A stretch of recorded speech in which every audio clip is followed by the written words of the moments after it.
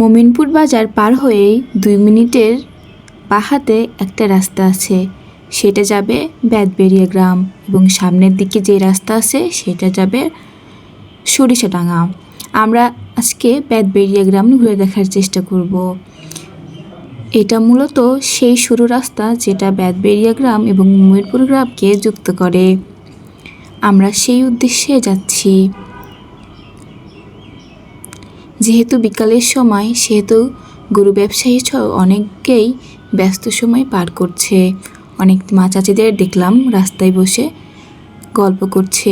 আর এই যে পুরনো বাড়ি দেখছেন, এই পুরনো বাড়ি কিন্তু বিশেষ সাক্ষী বা বিশেষ ইতিহাস বহন করে। এই যে এই পুরনো বাড়ি, এটা সাধারণত এই এলাকার জমিদারের বাড়ি। কোনো একদিন কোনো এক সময় ভালো এক মৌসুমে এসে আমরা আপনাদেরকে ঘুরিয়ে দেখাবো। এখন যেহেতু আমাদের উদ্দেশ্য বেতবেড়িয়া গ্রাম, তো আমরা সেই দিকে রওনা দিব।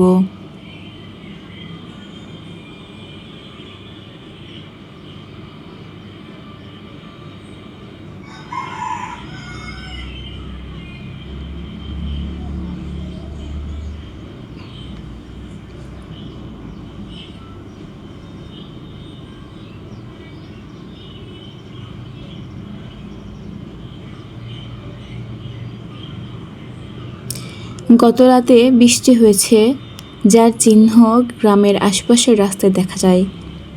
কাদা জমে গেছে। এটা হচ্ছে কুমার বাড়ি, যেখানে পাট তৈরি করে। কোনো এক সময় কোনো একদিন এই ভিডিও আপনাদের সাথে শেয়ার করব। আশা করি আপনারা আমাদের সাথেই থাকবেন।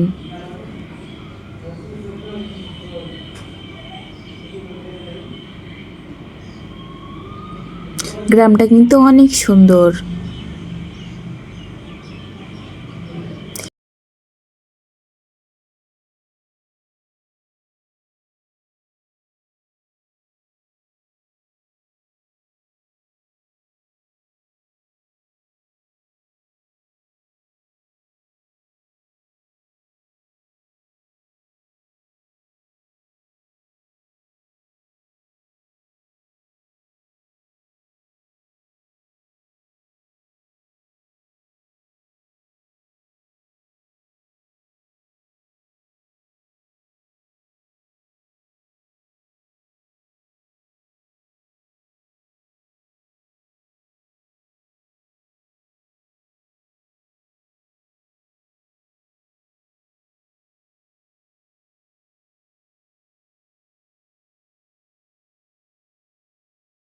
ওমা, সামনে এত কাদা!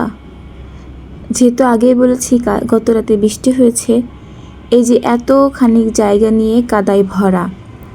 আর এই যে তাল গাছটা দেখছেন, এই তাল গাছে কত যে তাল আসছে, ঝুমঝুম করছে তাল। আর এই কাদার কারণে আমরা যেতে পারলাম না, কারণ কাদাটা অনেক বেশি ভয়াবহ। আমরা যদি এখানে যাই, কাদায় গাড়ি ভরে যাবে। কোনো এক সময় যখন আবহাওয়া ভালো থাকবে, ইনশাআল্লাহ আমরা আমাদের পুরো ভিডিওটা কন্টিনিউ করব।